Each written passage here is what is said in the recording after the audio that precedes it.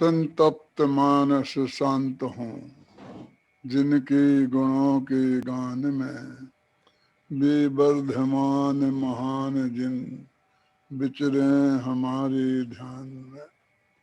कल अपन ने 12 छंदों पर चर्चा की थी और आज अगले 12 छंदों पर चर्चा करेंगे। तो मैं पहले 24वीं छंदों का पाठ कराना चाहता हूँ।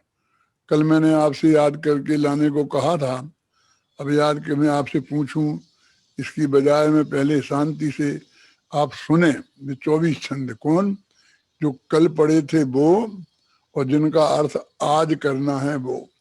यदि आप गंभीरता से और शांति से सुनेंगे तो बहुत सरल हैं, उनमें ज्यादा अर्थ करने की आवश्यकता नहीं है, लेकिन बातें बहुत गंभीर हैं, उन पर गंभीरता से विचार करने की जरूर है।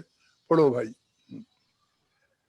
समाधि का सार आपको स्क्रीन पर दिखेगा, आप सभी मिलके हमारे साथ बोलें। पंच परम परमेश को नम करो बारंबार, प्रस्तुत है आनंदमय यह समाधि का सार।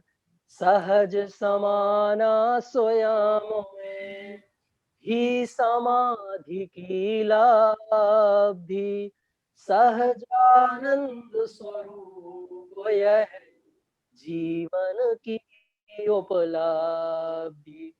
जीवन होए समाधिमय है जीवन का सार, मरण समय में भी रहे इसका ही आधार।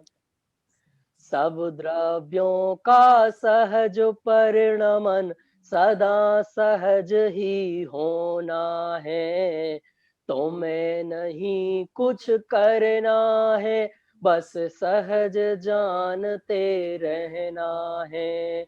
जो कुछ भी होना अपने में वह सहज भाव से होना है, उसमें भी तो फेर फार का कुछ विकल्प ना करना है।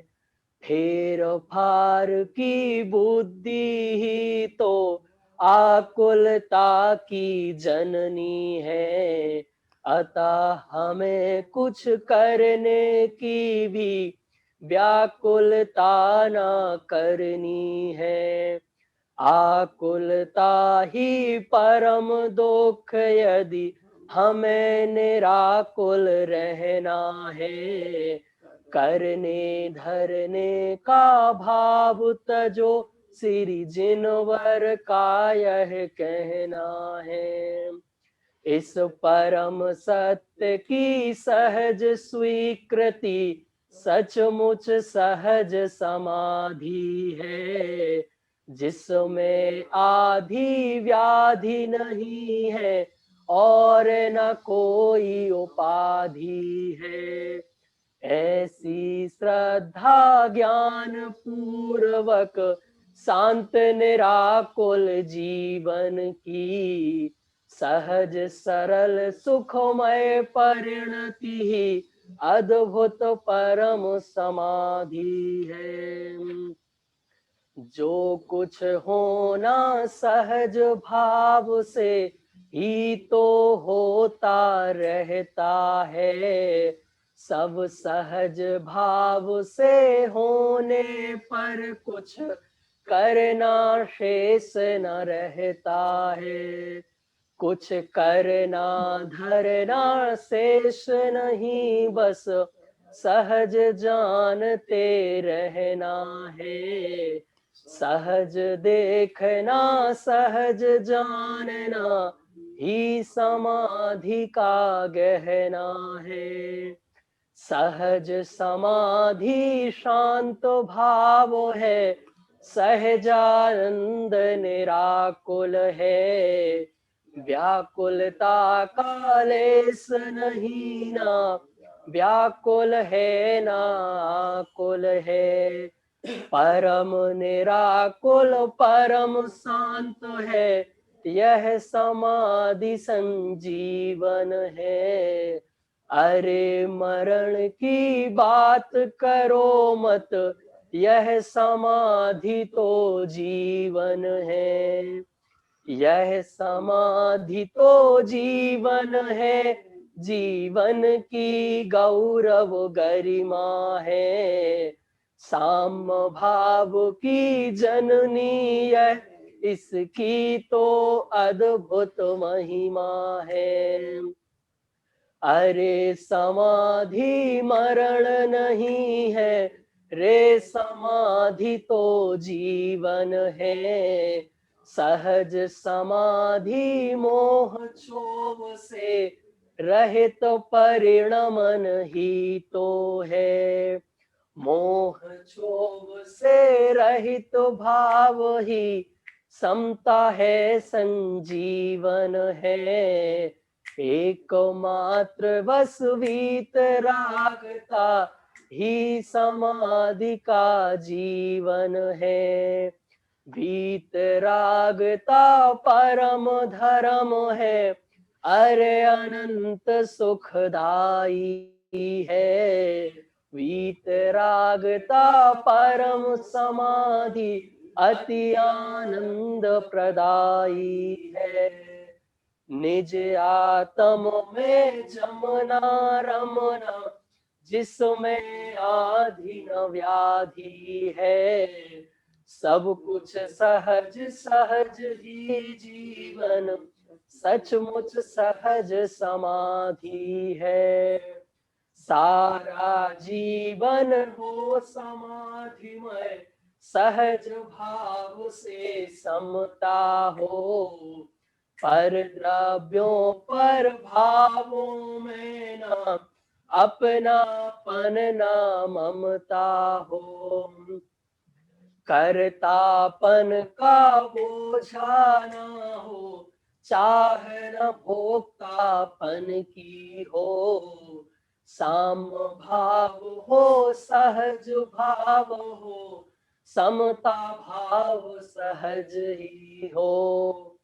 अरे देह का परिवर्तन हो, सहज भाव से एक पल में।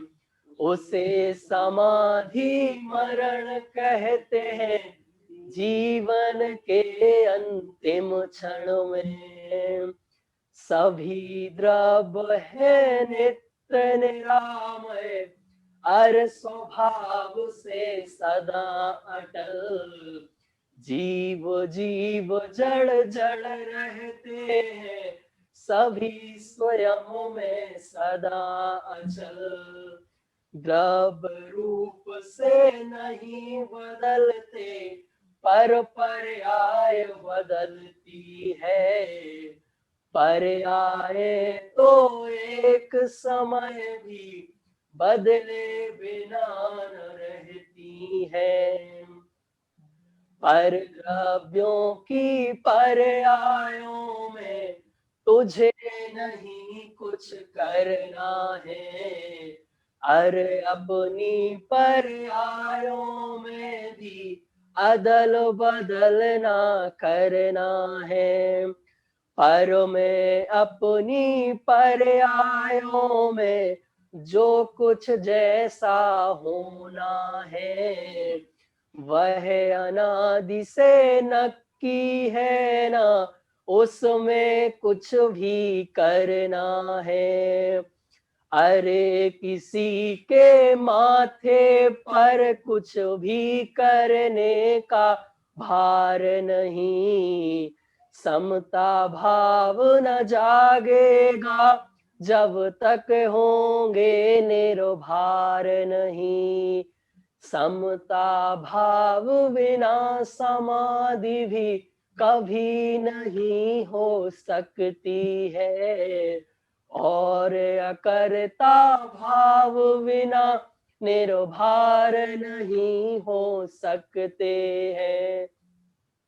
क्रम नियमित पर्यायों का जब तक श्रद्धान नहीं होगा, जब तक श्रद्धान नहीं होगा, और सम्यक ज्ञान नहीं होगा। जब तक यह आत्म तब तक यह तब तक यह आत्म राम कभी भी रे निर्भर नहीं होगा। यदि निर्भर नहीं होगा तो भव से पार नहीं होगा। अरे शुद्ध उपयोग समाधि जीवन की सम्यक विधि है, और शुद्ध परिणति समाधिमय जीवन की अनुपम निधि है।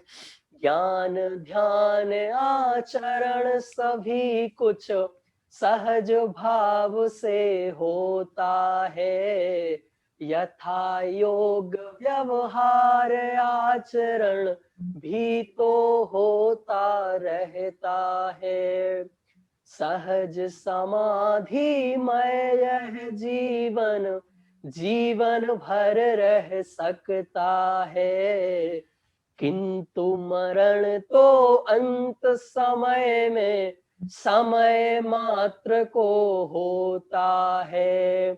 सत श्रद्धा के साथ समाधि रहे निरंतर जीवन भर, और समाधि के साथ मरण हो रहे भावना जीवन भर।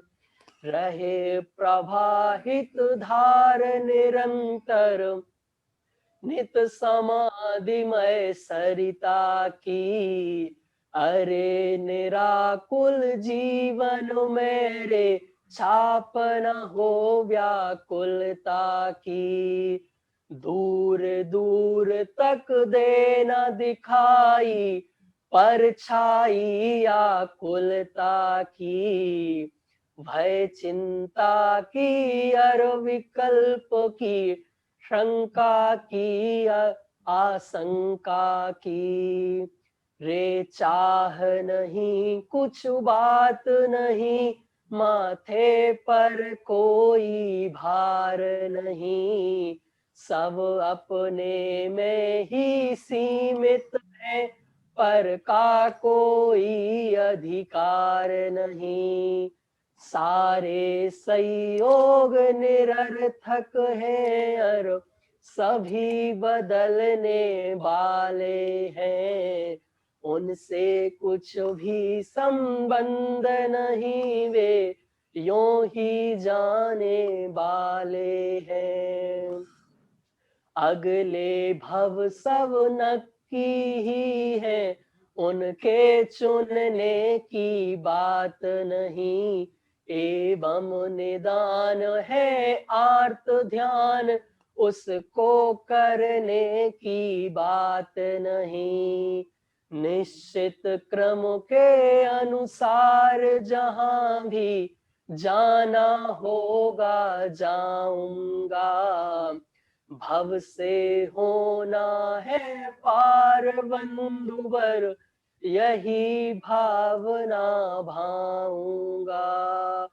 लंबे जीवन जल्दी मरने की भी है कोई चाह नहीं।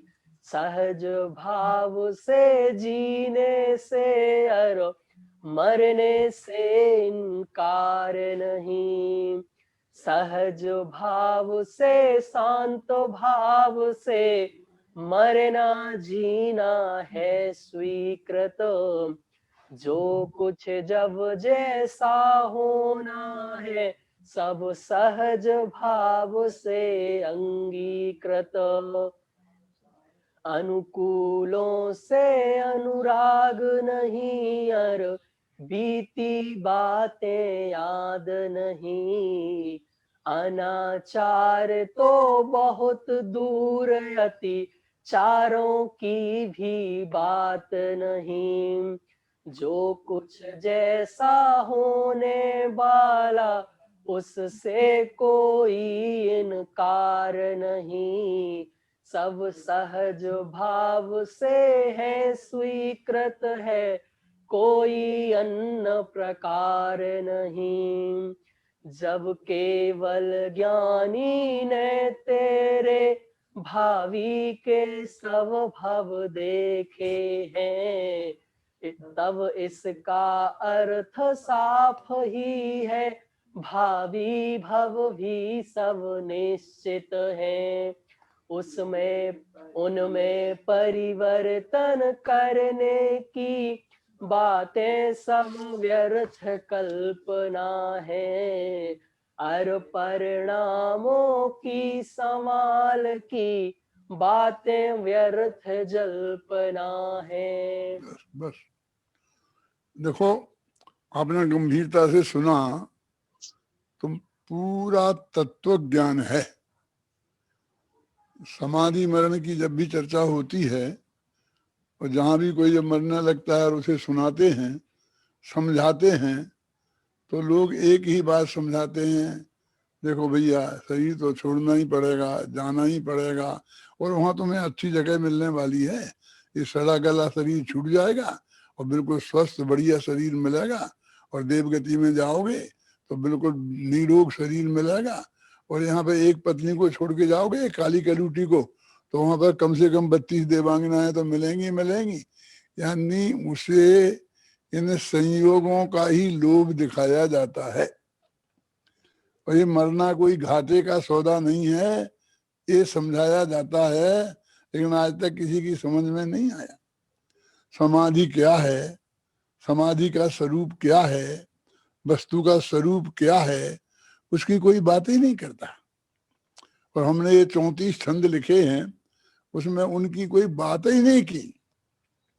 वो कोई बात करने ही लायक नहीं है। देखो, इसमें 4 बातें बताई कि इस जगत में तेरा कुछ भी नहीं है, तू किसी का भी स्वामी नहीं है, तू किसी का कर्ता नहीं है, और तू किसी का भोक्ता नहीं है, तेरे में कोई कुछ कर नहीं सकता है, उसमें कोई जगत में परिवर्तन संभव नहीं है। इस तरह समय सार की 144 गाथाएं जीवाजीवाधिकार और कर्ता कर्म अधिकार की का सार इसमें जे आ गया है।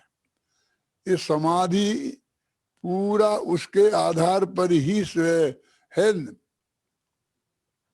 ये कोई, और ये परम सत्य है, ये कोई समझाने के लिए नहीं समझा रहे हैं, ये तो वस्तु का स्वरूप है।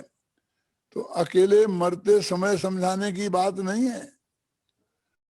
जब तक हमने नहीं समझी है और जब तक उसकी श्रद्धा हमको पक्की नहीं हुई है, और जब तक हम निरंतर उसमें हमारा उपयोग निरंतर नहीं लगता है, तब तक निरंतर ये विचार करने की और चिंतन करने की जरूरत है।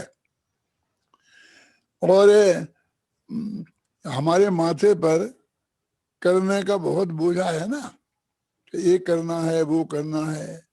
तो समाधि में सब करने से इस्तीफा देने का काम है। समाधि, तुझे कुछ नहीं करना है। हम तो एक काम छोड़ने की बात करते हैं और दूसरा काम बताते हैं, ज्ञान करना, ध्यान करना, इनको भी करने की भाषा में। और ये बहुत कठिन काम है, यही समझाते हैं, क्योंकि हमको लगता है कि हमें बताएंगे कि ये कोई बहुत कठिन काम नहीं है, बहुत सरल है, तो हमारे ज्ञान की भी महिमा आपको नहीं आएगी ना। आपको लगेगा हम नहीं समझ सकते हैं, और पंडित जी ने समझा हुआ है, इन्हें कितना महान काम किया है, हमें करना है। वो एक करने की धारा, कर्तृत्व की धारा हमारे अंदर निरंतर बहती है, और इसमें उस कर्तृत्व की धारा को निरंतर तोड़ा गया है। देखिए, 12 छंदों की चर्चा तो अपन ने कल की थी। अब आज मैं 13वें छंद से बात करता हूं। देखो, सभी द्रव्य हैं नित्य निरामय, अर स्वभाव से सदा अटल, जीव जीव जड़ जड़ रहते हैं, सभी स्वयं से सदा अचल, द्रव्य रूप से नहीं बदलते, पर पर्याय बदलती है, पर्याय तो एक समय भी बदले बिना न रहती हैं। पूरा तत्व ज्ञान है बीच सागर, पूरा तत्व ज्ञान। देखो सभी द्रव्य हैं, नित्य हैं और निरामय समझते हो। रोग, कोई रोग मोग नहीं, कोई बीमारी बीमारी नहीं है। सभी द्रव्य हैं, नित्य, निरामय और स्वभाव से सदा अटल हैं।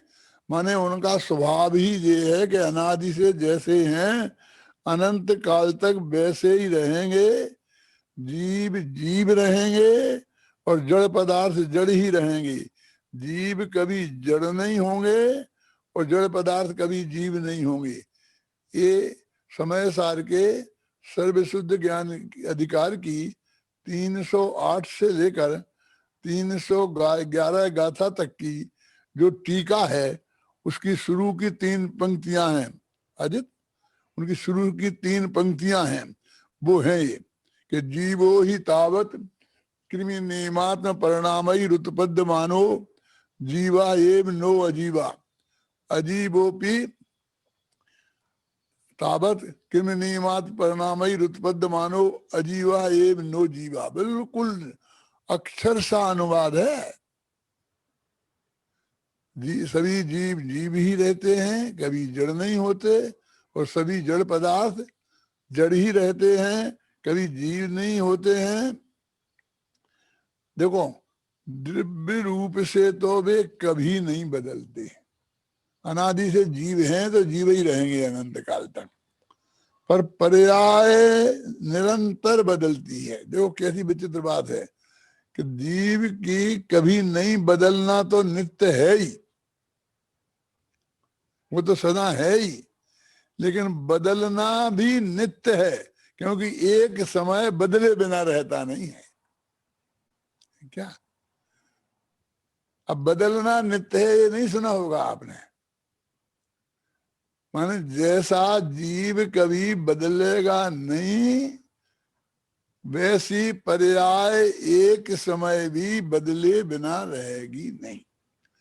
अब ये एक परम सत्य की हमारे को जानकारी हो गए, ये है ना तो पंक्ति तीसरे छंद की है, पर्याय तो एक समय भी बदले बिना न रहती हैं। तो अब कहते जब ये पर्याय बदलती हैं तो बदलना है कार्य, तो वो कार्य है वो तो हमें करना पड़ेगा ना। तो हमारे पास 2 ही बातें हैं कि हम दूसरों का कार्य करें और अपना कार्य करें, मोटे मोटा वर्गीकरण यही होगा। तो कहते एक द्रव्य दूसरे द्रव्य में कुछ करता नहीं है, ये महासिद्धांत आपको बताया है। अकेले पूज्य गुरुदेव ने नहीं, 24वें तीर्थंकर ने भगवान महावीर की ने अपनी दिव्य ध्वनि में ये बात बताई है। मैंने एक 24 तीर्थंकर विधान लिखा है, तो उसमें एक 24 तीर्थंकर पूजन लिखी है। आप तो 24 तीर्थंकर पूजन करते हैं ना, तो उस पूजन की जयमाला में जो पुरानी है, ऋषभदेव ऋषिगण नमंत और अजित जी, बस एक आधी आधी पंक्ति में हर एक भगवान का नाम और उनकी कोई एक क्वालिटी बताई है। मैंने कहा 24 तीर्थंकरों के नाम तो हम जानते ही हैं, इससे क्या फायदा। मैंने नहीं किया, अजित पढ़ना। तो मैंने क्या बताया कि 24 तीर्थंकरों में जो कॉमन है वो बताओ, जो सब पर घटित हो, कॉमन बात है। आदित्यनाथ की अलग, आदिनाथ के पिताजी का नाम अलग, अजितनाथ के का अलग, आदिनाथ का गांव अलग, अजितनाथ का अलग, दोनों की मोक्ष की भूमि अलग। जो अलग अलग हैं वो उतनी बात हमारे पास बताने की फुर्सत नहीं है। तो जो सब में कॉमन है 24 तीर्थंकरों में, वो बातें बताओ। दिव्य ध्वनि सबकी खिरती है, सभी ने वो 7 तत्व बताए, सभी वीतरागी सर्वज्ञ हैं। जो कॉमन बात है और जो उन्होंने स्वरूप हमारे सबके सामने प्रस्तुत किया है, और जो स्वरूप भी वो कि जो हमारे सम्यक दर्शन की प्राप्ति के लिए जानना अत्यंत आवश्यक है, जिसके जाने बिना सम्यक दर्शन होगा ही नहीं, और जिसके जानने पर यदि सच्चाई से हमने जान लिया तो गारंटी से हुए बिना रहेगा नहीं। उस सब्जेक्ट का चुनाव किया है। आप ऐसे पढ़ेंगे तो आपके ख्याल में नहीं आएगी किसी क्या विशेषता है। उनने समोसन में बैठकर क्या क्या बताया, तो उन्होंने प्रथमान योग की कहानियां भी बताई। प्रथमान योग भी सुनी के आधार से ही है ना। चरणान योग की बातें भी बताई, करुणान योग की बातें भी बताई। लेकिन हमने ये बताया कि ये तत्व ज्ञान नहीं है। तत्व ज्ञान तो जीव जीव आश्रय बंध संबंध निद्रा है, और हमें क्या करना है, क्या नहीं करना है, क्या कर सकते हैं, क्या नहीं कर सकते हैं, हमारी पोजीशन क्या है, वो ही पूरा तत्व ज्ञान। एक पूजन करोगे 24 तीर्थंकर की, आज हमारे यहाँ हुई थी ना,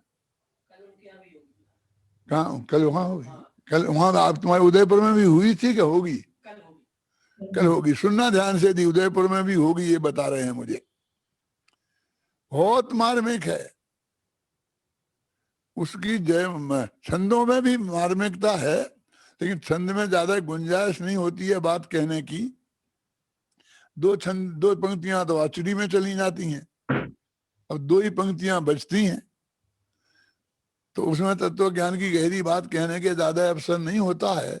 लेकिन जयमाला में पूरा जैन तत्व ज्ञान उसमें आ गया है। देखो अब किया था ना कि तुझे क्या क्या करना है, तो पर द्रव्यों की पर्यायों में तुझे नहीं कुछ करना है। कितना क्लियर है, इसका अर्थ बताने की जरूरत है। और अपनी पर्यायों में भी अदल बदलना करना है।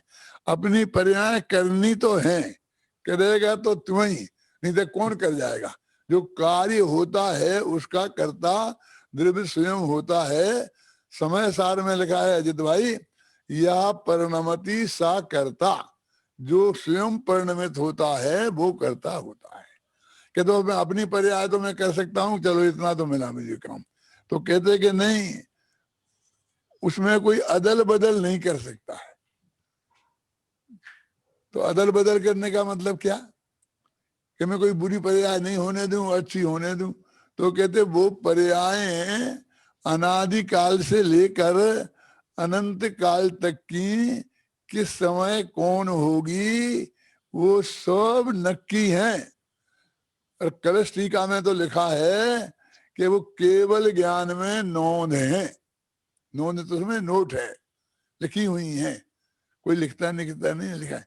और कल गुरुदेव श्री के प्रवचन में था, कल गुरुदेव श्री का जो प्रवचन आ रहा था, वो कलश टीका का ये वाक्य कि वो केवल ज्ञान में नोंद है, और उसमें कोई बदला बदली ना आज तक किसी ने की है और ना कोई कर सकता है। इसलिए तुझे उसमें बदला बदली की करेगा तो तू ही, होगी तो तेरे में ही, लेकिन उसे तुझे कुछ करना नहीं है। माने माथे पे करने का बोझा नहीं है। हमारी समस्या तू करे कि नहीं करे ये नहीं है। हमारी समस्या तेरे माथे पे जो करने का बोझा है उसे उतारने की है। पढ़ो भाई ये 13वां 14वां 15वां छंद। पर द्रव्यों की पर्यायों में तुझे नहीं कुछ करना है, और अपनी पर्यायों में भी अदल बदल ना करना है। पर मैं अपनी पर्यायों में जो कुछ जैसा होना है, वह अनादि से नक्की है ना, उसमें कुछ भी करना है। अरे किसी के माथे पर कुछ भी करने का भार नहीं, समता भाव न जागेगा जब तक होंगे निर्भार नहीं। समता भाव बिना समाधि भी कभी नहीं हो सकती है, और अकर्ता भाव बिना निर्भर नहीं हो सकते हैं। तो कितनी बार में ये जो बात बताई जा रही है कि जो पर की पर्यायों में तेरे को कुछ नहीं करना है, और अपनी पर्यायों में बदला बदली नहीं करनी है, क्योंकि वो सब नक्की है। और अनादिकाल से अनंत काल तक की नक्की हैं। तो तेरे माथे से कर्तृत्व का बोझ हटा, क्योंकि कर्तृत्व का बोझ नहीं हटेगा तब तक तू निर्भर नहीं होगा। और जरा भी अपन शिखर जी की यात्रा पे जाते हैं ना, तो सोचते हैं भाई थोड़ा पानी रख लो, प्यास लगेगी। कहीं बहुत से लोग तो पीते ही नहीं है, कोई लेते ही नहीं है, लेकिन कुछ तो उस वक्त ये एक चीज भी, 1 किलो वजन भी बहुत भारी होता है कि नीचे पहाड़ी पे चढ़ना है, तो कोई भार लेके नहीं चढ़ सकते पहाड़ी पे चढ़ना हो तो। ख्याल में आया ना। और अभी मोक्ष तो और बड़ी पहाड़ी है, तो तुम कर्तृत्व का भार लेकर के ऊपर नहीं चढ़ सकता, मोक्ष में नहीं जा सकता, तू समाधि में नहीं जा सकता, तू सामायिक नहीं कर सकता, तेरे को शुद्धोपयोग नहीं हो सकता।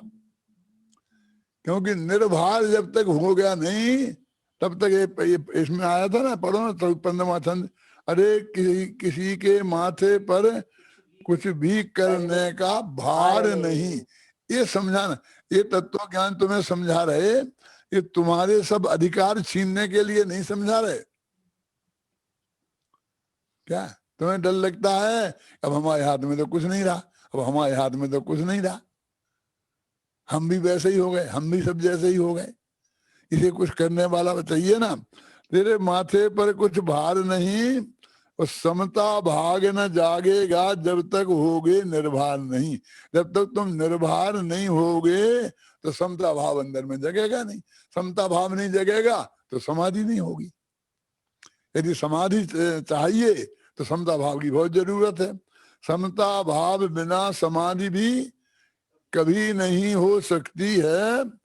और अब तो कहते ठीक है हम भार नहीं रखेंगे कि और अकर्ता भाव बिना निर्भर नहीं हो सकता है, कि अकर्ता भाव नहीं आएगा तो निर्भर नहीं होगा, फिर करने का विकल्प निरंतर चला। यही बीमारी है कि हमको आत्मा का कल्याण करना है तो उसमें भी कुछ करने रूप ही चाहिए।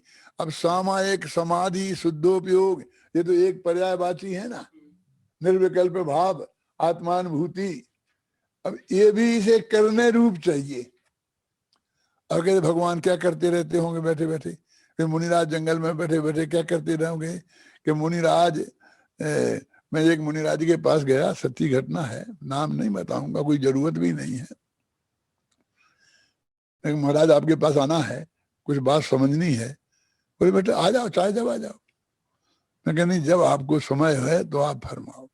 अरे हमें क्या काम है, काम वाले तो तुम लोग हो, हम तो खाली ही बैठे। मैंने कहा महाराज ऐसा नहीं है, हमने तो ये सुना है कि 6 घड़ी सुबह, 6 घड़ी दोपहर में और 6 घड़ी शाम को 18 घड़ी आप सामायिक करते हैं, और 1 घड़ी 24 मिनट की होती है, तो 7 घंटा और 12 मिनट तो आपके आत्म ध्यान में ही जाते हैं, आप खाली कहाँ हो।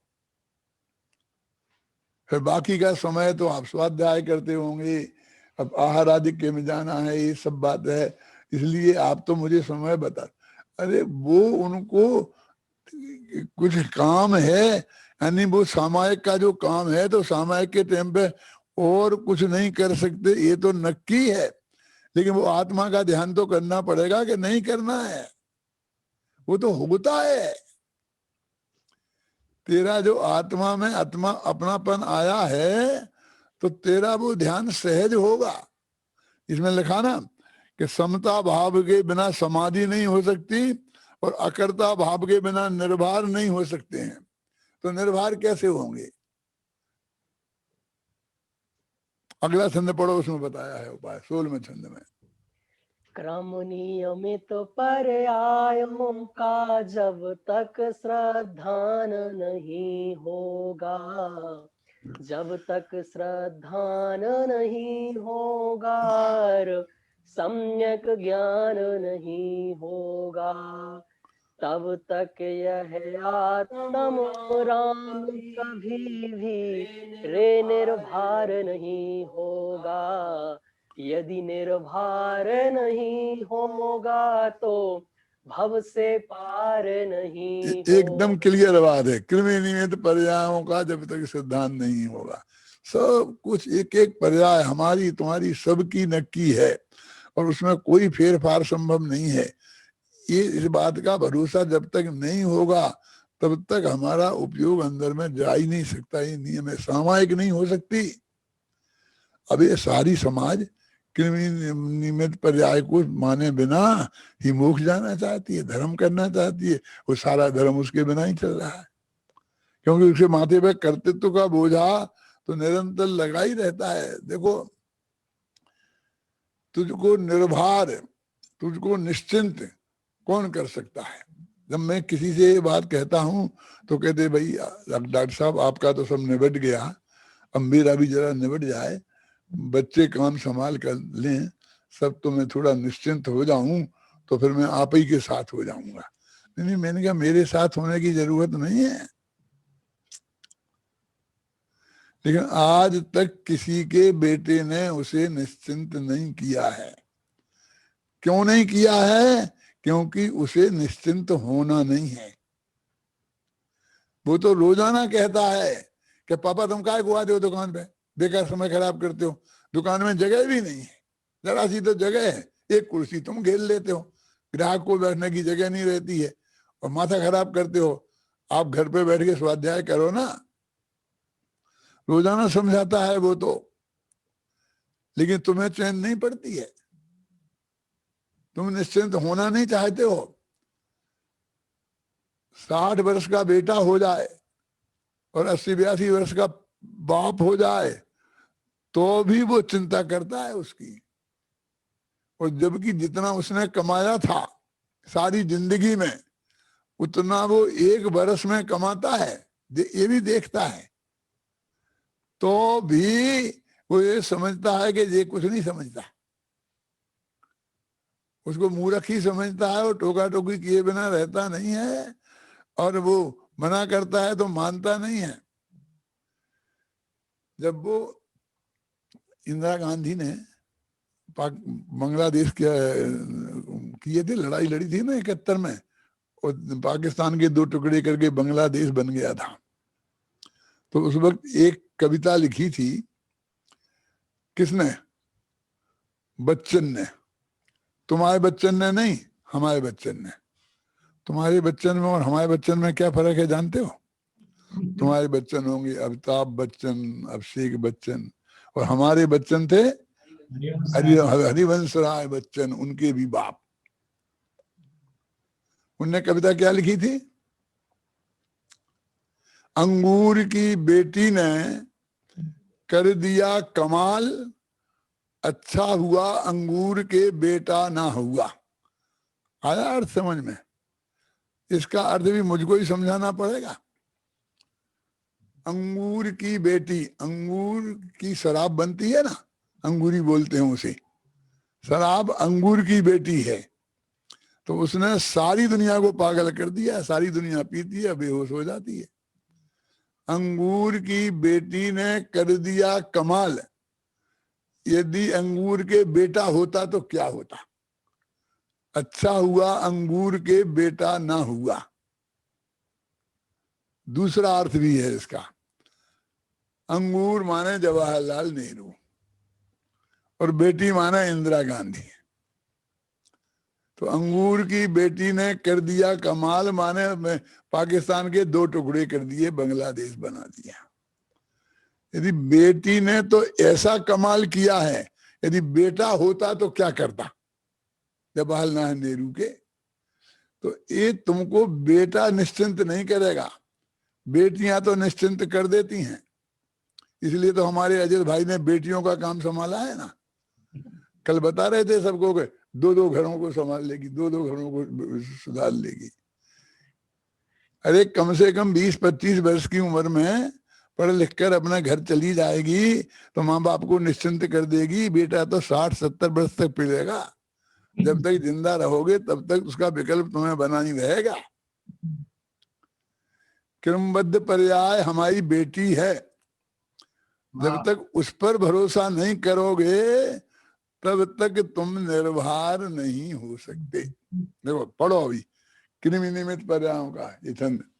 क्रम नियमित पर्यायों का जब तक श्रद्धान नहीं होगा, जब तक श्रद्धान नहीं होगा, सम्यक ज्ञान नहीं होगा, तब तक यह आत्म राम कभी भी रे निर्भर नहीं होगा।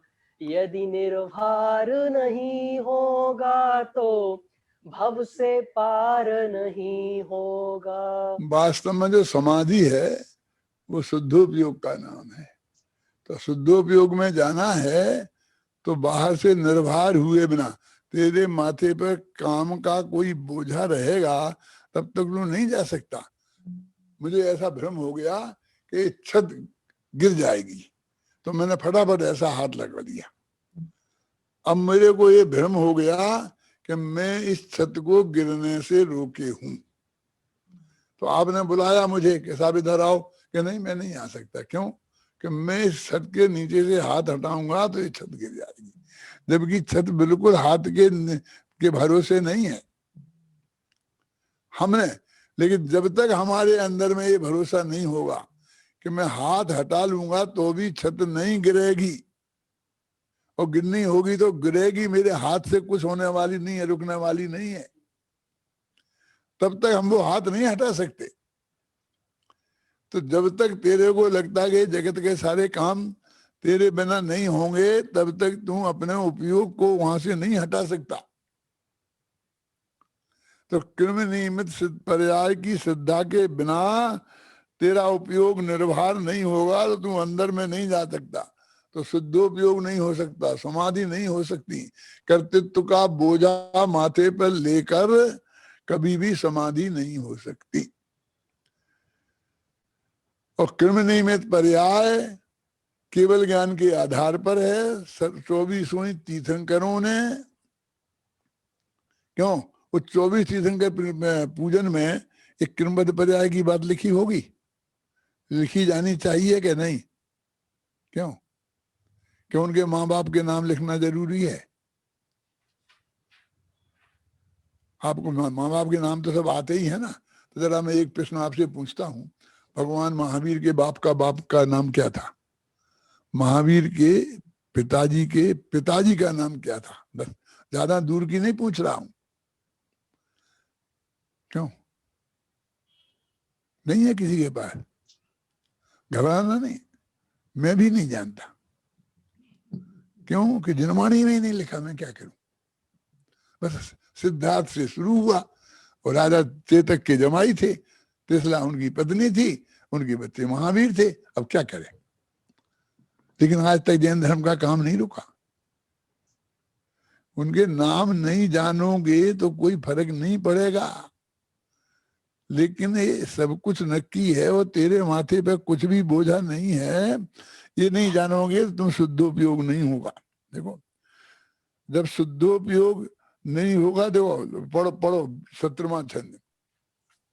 अरे शुद्ध उपयोग समाधि जीवन की सम्यक विधि है, और शुद्ध परिणति समाधिमय जीवन की अनुपम निधि है। ज्ञान ध्यान आचरण सभी कुछ सहज भाव से होता है, यथा योग्य व्यवहार आचरण भी तो होता रहता है। देखो समाधि शुद्धोपयोग का ही वास्तव में दूसरा नाम है। अब तुम्हें शुद्धोपयोग होता है, शास्त्र में तो लिखा है कि 7वें गुण स्थान में शुद्धोपयोग होता है। और हमारे गुरुदेव बताते हैं, साथ और विद्वानों ने भी बताया, आचार्यों ने भी बताया। पंडित हेमचंद जी ने पूरी एक किताब लिखी है कि चौथे गुणस्थान में शुद्धोपयोग में आत्मानुभूति होती है। ख्याल में आई ना? तो चौथे में भी होती है, 5वें में भी होती है, 7वें में होता, 6वें में नहीं होता, क्योंकि वो शुद्धोपयोग का ही पूरा गुणस्थान है। तो इसका मतलब सम्यक दर्शन के बिना तो समाधि होगी ही नहीं। शुद्धोपयोग माने समाधि है, वो शुद्ध आत्मा का परिचय नहीं है हमारे लिए। तो मैं समाधि करा देना कैसे करा देना? समाधान तो ये बहुत बड़ी चीज है, वो तो हमारी कोई बात नहीं है, कोई बड़े लोगों का काम है समाधि का। सम्यक दर्शन के समाधि होती ही नहीं, शुद्ध उपयोग में ना समाधि होती ही नहीं। और रोजाना मुनिराज के अंतर मुहूर्त में शुद्ध उपयोग होता है, तो समझ लो कि हर शुद्ध उपयोग में समाधि होती है। हम तो समझते मरते ही समय होगी।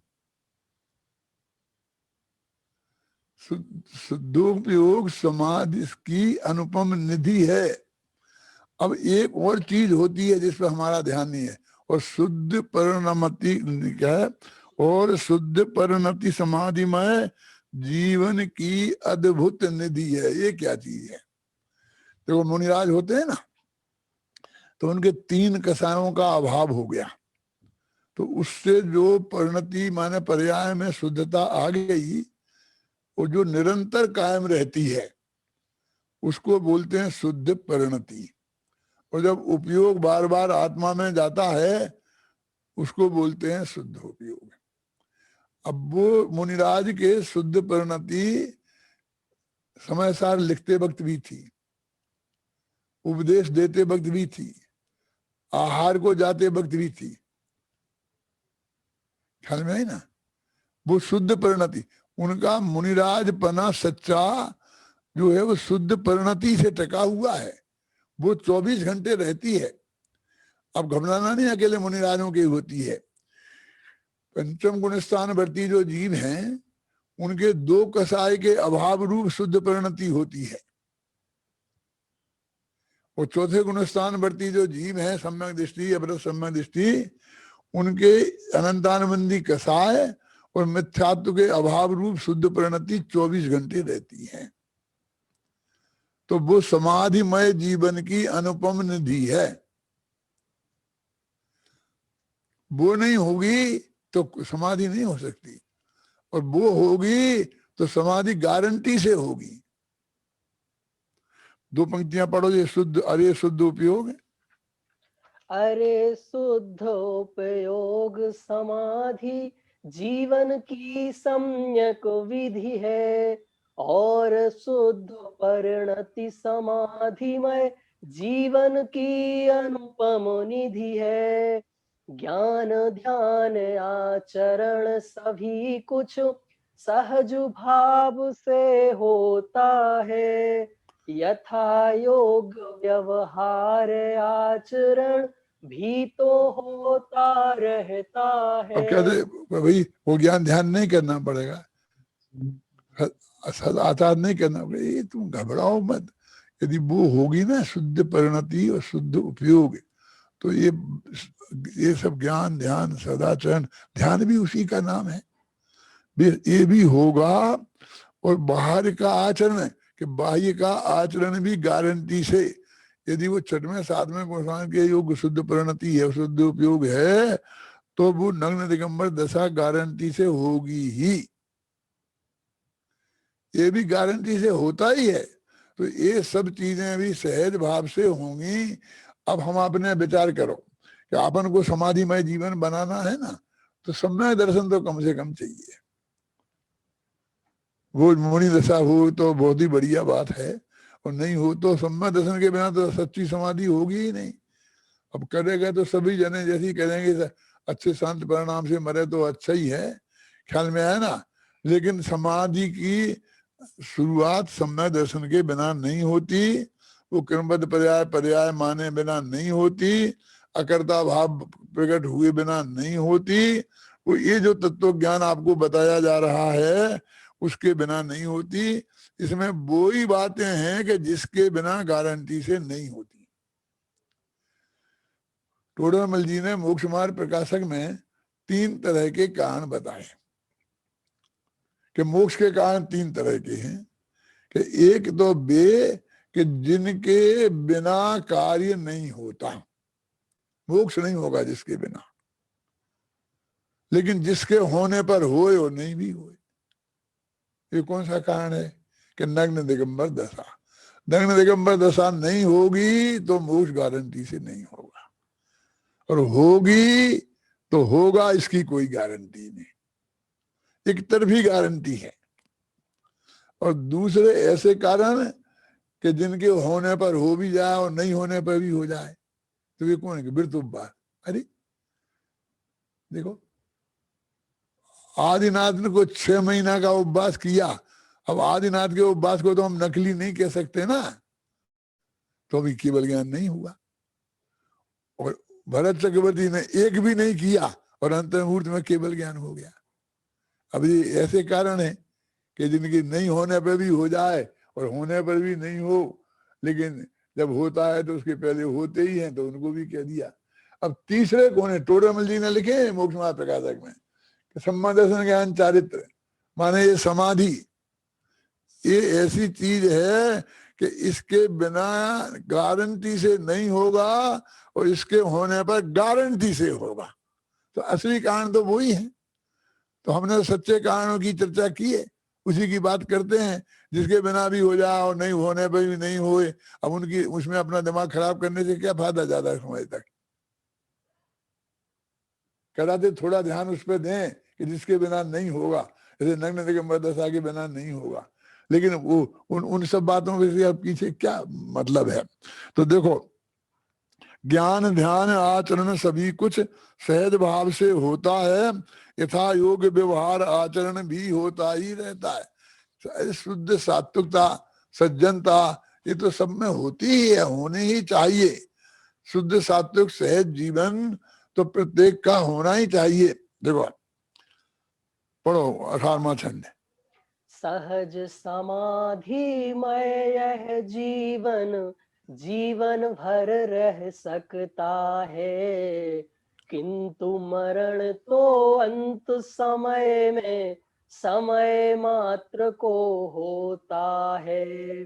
सत श्रद्धा के साथ समाधि रहे निरंतर जीवन भर, अर समाधि के साथ मरण हो रहे भावना जीवन भर।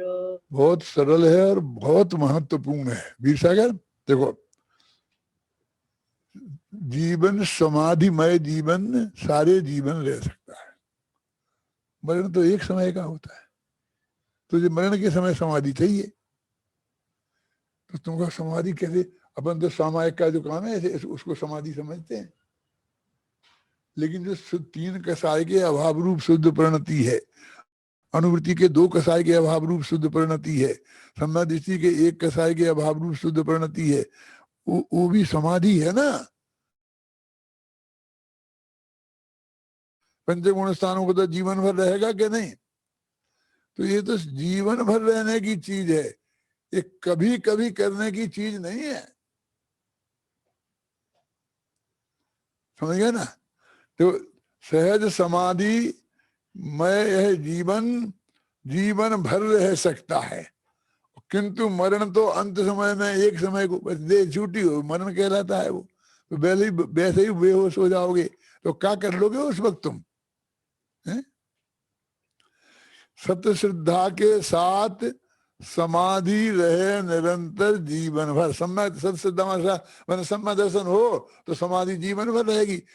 मैंने प्रवचनों में कई दफे ये कहता हूं, आजकल तुमने सुना होगा कि लोग मुझे आपकी समाधि में तो समाधि में ही हूं कहता हूं ना, तो लोग हंसते हैं, क्योंकि वो समाधि का अर्थ ही नहीं समझते हैं कि मैं समाधि भर जीवन में भर रह सकता हूं। मैंने बहुत सोच समझ के लिखा है, और मैं ऐसा कोई पागलपन में नहीं बोलता हूं कि मेरा दिमाग खराब हो गया है। मैं तो समाधिमय जीवन हूं, मुझे कोई लेना ही देना नहीं है किसी से। मैं जो करना हो करो, नहीं करना हो नहीं करो। तुम्हारे लिए नहीं, घर के बच्चों को, पत्नी को, किसी को भी कुछ मुझे लेना देना नहीं है। कभी कोई विकल्प आया थोड़ा कह दिया, नहीं झगड़ा खत्म। सत श्रद्धा के साथ समाधि रहे निरंतर जीवन भर। अब देखो चौथी पंक्ति बहुत मार्मिक है। अभी मेरे पास समय होता और तुम मेरे सामने होते तो इसका अर्थ मैं तुमसे पूछता, अब मुझको ही बताना पड़ेगा। अरे समाधि के साथ मरण हो रहे भावना जीवन भर, क्या अर्थ है इसका? वो समाधि मरण कैसे होगा? वो तो एक समय की होती है, लेकिन भाई साहब सारे जीवन भर ये भावना तो रह सकती है कि मेरा मरण समाधि के साथ ही हो। मैंने सम्मत दर्शन अवस्था में समाधि में हूँ, उसी साथ में। तो उसमें क्या करना फिर? कि सावधान, काय की सावधानी? जब समाधि में रहूंगा निरंतर, तो जब प्राण निकल जाएंगे उसी को समाधि मरण कह देंगे। मुझे कोई ये छंद आए हैं आगे बहुत बढ़िया, कि मुझे मरने की जल्दी नहीं है और बहुत काल तक जीने की इच्छा नहीं है। यदि मरण आ जाए तो मरने को तैयार हूँ, और जीता रहूं तो जीने के लिए तैयार हूँ। पढ़ बेटा भी छंद है। लंबे जीवन छंद का नाम बोल, छंद का नंबर बोल पहले। छंद का नंबर 22 नंबर छंद है, इसमें ही आगे। लंबे जीवन जल्दी मरने की भी है कोई चाह नहीं, सहज भाव से जीने से अरो मरने से इनकार नहीं, सहज भाव से शांत भाव से मरना जीना है स्वीकृत, जो कुछ जब जैसा होना है सब सहज भाव से अंगीकृत। आप समझे ना? बस अब वो अपने आप बह आया है, लाखों वर्षों तक जीऊं चाहे मृत्यु आज ही। क्या है, आप समझे ना? मुझे कोई विकल्प नहीं है। मरना हो तो मरने को तैयार, जीना हो तो जीने के लिए तैयार। मरने की इच्छा भी अपने यहाँ समाधि मरण का वो अतिचार है, और जीने की इच्छा भी समाधि मरण का अतिचार है। तो कौन से भव में जाना है? कि नहीं, मुझे कोई भव में नहीं जाना है। इसका भी लेखे इसमें बेटा बहन ने बताया है। कौन सा छंद है तुझे मालूम है? 21 नंबर का छंद। 21वां छंद भी पढ़ो, सुनो ध्यान से। अगले भव सब नक्की ही है, उनके चुनने की बात नहीं, एवं निदान है आर्त ध्यान, उसको करने की बात नहीं, निश्चित क्रम के अनुसार जहां भी जाना होगा जाऊंगा, भव से होना है पार बंधुवर यही भावना भाऊंगा। देखो कहते हैं कि कौन से भव में जाना चाहते हो? तो कहते तुम क्या बात मेरे से कहते हो? क्यों? तुमने शादी में जो तुम्हारे घर बहू बेटियां आई हैं, उनको देने के लिए साड़ियां का ढेर तुम ले आए हो, और गहना भी बनवा लिए हैं जो देना है। समझ गए ना? अब रखे हैं सब। अब बहू से मुझसे बेटा कौन सी साड़ी चाहिए, कौन सी? अरे तुमने रख दिए हैं, नाम लिख दिया है उस पर, अब मेरे से काय को पूछते हो? जो तुम्हें देना है दे दो, मैं ले लूंगी। सीधा सरल बात है नहीं? तो जब हमारे अगला भव नक्की है, भगवान ने जान लिया है, बता दिया है, उस पर हमारा नाम हो गया है, फिर हमसे कह दो कहाँ जाना है, कहाँ जाना है? ये मजाक करना नहीं है। अगले भव सब नक्की हैं, तो उनमें चुनने की बात है क्या? और और फिर कहते कि नहीं तो तुम अपनी मांग तो रख ही सकते हो। तो कहते निदान को तो और ध्यान कहा है अपने यहाँ, और निदान नहीं करना चाहिए, तो तुम निदान की बात मेरे से क्यों कहते हो? तुम्हें क्या करो, कहाँ जाओगे? तो पढ़ो तीसरी पंक्ति, निश्चित क्रम के अनुसार जहां भी जाना होगा जाऊंगा, जहां मेरा नक्की होगा जाना, मैं चला जाऊंगा वहां। तो तुम्हारी भावना क्या है? अपनी भावना बताओ। कि मेरी भावना तो चौथी पंक्ति में है कि मुझे तो भव से पार होना है, किसी भव में नहीं आना है। मेरी भावना तो भव से पार होने की है। क्या है? तो लोग फिर कौन सा कपड़ा चाहिए, कौन सा कुर्ता चाहिए, कौन सी धोती चाहिए? है कि जो होगा पहन लेंगे। कि नहीं तो भी कि नहीं जो होगा पहन लेंगे, और नहीं होगा तो नहीं पहनेंगे, मुझे तो छोड़ना ही है सब। मुझे तो भव से भावना तो मेरे भव से पार होने की। देखो पढ़ो इस 21वें और 22वें छंद को ध्यान से, फिर सुनना भैया, इसमें रहस्य है। अभी मुझे आज पता नहीं है मैं कितने बजे शुरू किया था और कितना समय हो गया है। मेरे से मैं जब शुरू करता हूं तो मुझे खत्म कर ही नहीं सकता। मैं खत्म करने आपको कराना पड़ेगा मुझे जबरदस्ती। बोलो, पढ़ो इसे। अगले भव सब नक्की ही है, उनके चुनने की बात नहीं। एवं निदान है आर्त ध्यान, उसको करने की बात नहीं।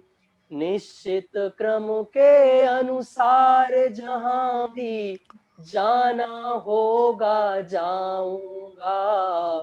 भव से होना है पार बंधुवर, यही भावना भाऊंगा। अगला, हाँ अच्छा, लंबे जीवन जल्दी मरने की भी है कोई चाह नहीं। सहज भाव से जीने से अरो मरने से इनकार नहीं। सहज भाव से शांत भाव से मरना जीना है स्वीकृत। जो कुछ जब जैसा होना है सब सहज भाव से अंगीकृत। ये है सहज समाधि का स्वरूप। देखो 19वां और 20वां छंद छूट गए हैं, पढ़ो। रहे प्रवाहित धार निरंतर, नित समाधिमय सरिता की। अरे निराकुल जीवन मेरे छाप न हो व्याकुलता की। दूर दूर तक दे न दिखाई परछाई आकुलता की। भय चिंता की और विकल्प की, शंका की आशंका की। ये समाधिमय जीवन का स्वरूप है। रहे प्रभावित धार निरंतर समाधिमय। समाधिमय नदी काय को बोलते? पानी जो निरंतर बहता रहता है, कल कल कल करते। तो समाधि की धारा मेरे अंदर में बहती रहे, उसमें निराकुलता हो, आकुलता की रंच मात्र भी छाप नहीं हो। ये कल कल कल करती नदी धीरे धीरे बहती जाती है, तो उसमें कोई घबराहट नहीं है, शांति से जा रही, बहती जा रही है। जब पहुंचेगी पहुंच जाएगी, कोई जल्दी नहीं है। दूर दूर तक दे न दिखाई परछाई आकुलता की। कोई भी आकुलता रहे ही मुझे करना ही नहीं है, मुझे कुछ जो है सहज स्वीकृत है, जो हो रहा है बहुत बढ़िया है। तो आकुलता की परछाई दिखाई ना दे, भय की परछाई दिखाई ना दे, चिंता की परछाई ना दे, विकल्प ना उठे, ना कोई शंका खड़ी हो, ना कोई आशंका खड़ी हो। फिर पढ़ बेटा इसको। हाँ। रहे प्रवाहित धार निरंतर, नित समाधिमय सरिता की।